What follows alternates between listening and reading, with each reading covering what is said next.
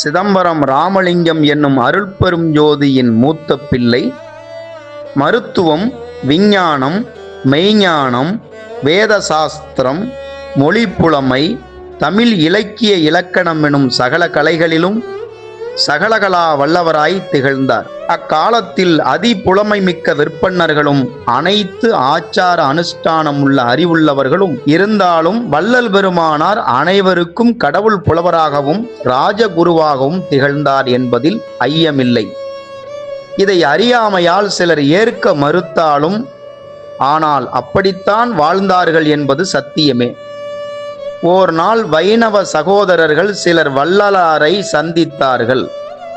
பெருமானார் புலமை மீது ஆர்வமும் பற்றும் கொண்டு சில அருமையான வைணவம் சார்ந்த விஷயம் எழுதி தர வேண்டவே பிள்ளை பெருமானாரும் இதுவரை கேட்டிரா வண்ணம் இனிமை கொஞ்சும் ராமநாம சங்கீர்த்தனம் பாடி அருளினார்கள்.